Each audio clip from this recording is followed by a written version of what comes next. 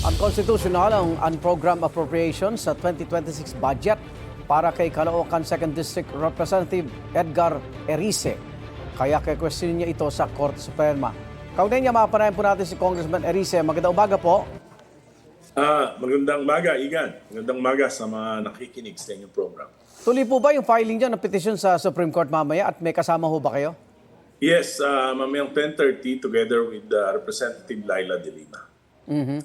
For special civil actions for certiorari and prohibition.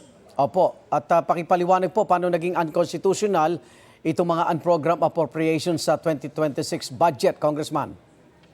Well, napakinggan naman natin siguro yung separate opinion ni Justice Paul Hernando dun sa PhilHealth issues na sinabi niya na all forms of unprogrammed appropriations are unconstitutional. At kaya binasa namin at nakita namin there are at least 5 provisions in the 1987 Constitution that prohibits unprogrammed funds. At yan yung Article 7, Section 22.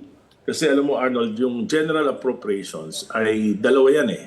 Hindi lang yung budget of expenditures. Kasama dyan yung source of financing. Apo. So dalawa yan, hindi po pwede. Kaya yung 6.79 trillion na pondo natin, nakakibat doon yung pagkakagastusan at kung saan manggagaling. Kukunin. Oh.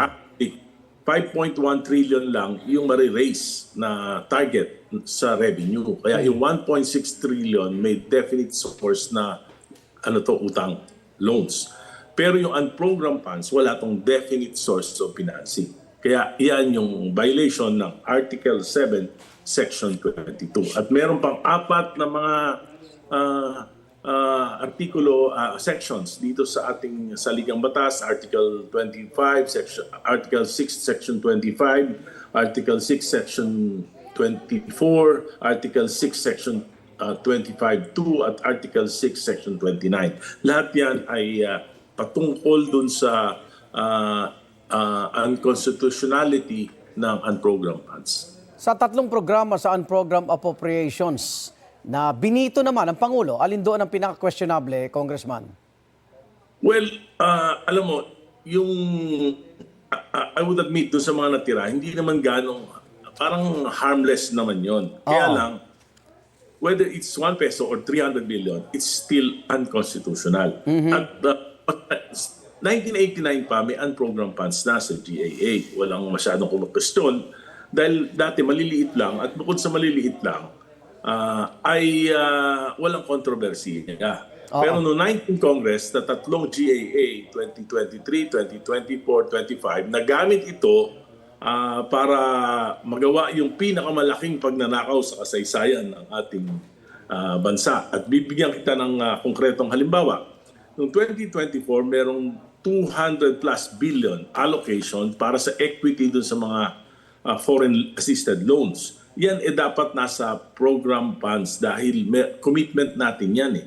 Hindi lalabas yung pondo ng loan para sa proyekto. Katapat. Walang katapat na equity. Noong 2025, merong 157 billion, kaya total niyan 399 billion if I'm not mistaken. Yan ay from program funds inilipat sa unprogrammed. At pinalitan ng mga ghost projects, ng mga flood control, ng mga cat's eye, ng mga at kung ano-ano pang mga kalokohang project na malalaki ang kickback at yung iba nga wala. Ghost. Ano nangyari? Double whammy ang ating bansa at ang mga Pilipino dyan. Bakit? Bukod sa nasayang yung 399 billion na yan, yung inilipat, siyempre, wala naman talagang pondo yan. Hindi nabayaran yung equity. So, na-delay yung mga proyekto. Bibigyan na rin kita ng 2 example para sa mabilis na pag-uusap. Yung Metro Subway, dapat yan matatapos ng 2028. Dahil na-delay, dahil dito sa paglilipat na to, 2032 na. Hindi na tayo, dapat parang Hong Kong na tayo, nasa subway na tayo ng 2028, 2032 na. Yung PN Elevated Railway,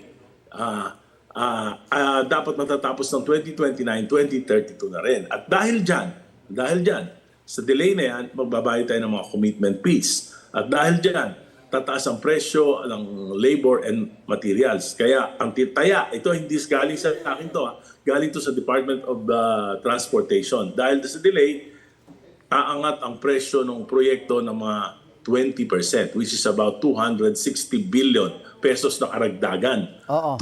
260 billion. Di sana tapos na yung masasayang lang dahil dito. Di sana kung hindi sa kagaguhan na ginawa na ito, di sana may pondo tayo pampagawa ng classroom, pampagawa ng mga pangako nating pabahay sa mga Pilipino. Posible ba ang zero saan program para sa operasyon ng gobyerno?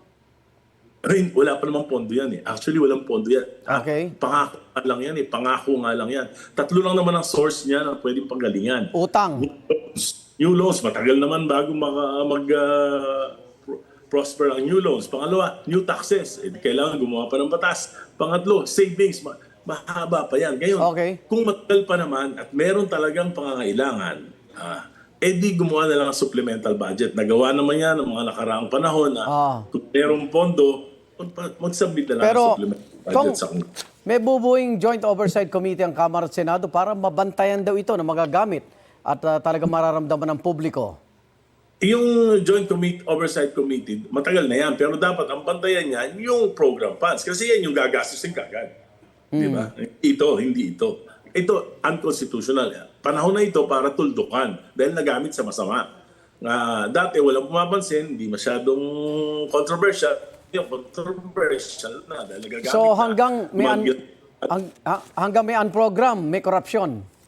Hanggang may unprogram, may posibilidad na magamit ito sa corruption. Maraming salamat. Opo. For example, yung mga mandatory obligations, yung local shares sa mga national taxes, sa halip na ilalagay sa program funds, dahil obligation to, nilalagay sa unprogram funds. Kaya nagiging pangako. Ngayon, tinanggal pa ni Presidente, hindi na pangako. Susubain na yung mga local governments. Maraming salamat, Caloocan 2nd District Representative Egay Arise. Ingat po. Salamat. Igan, mauna ka sa mga balita, mag-subscribe na sa GMA Integrated News sa YouTube para sa iba't ibang ulat sa ating bansa.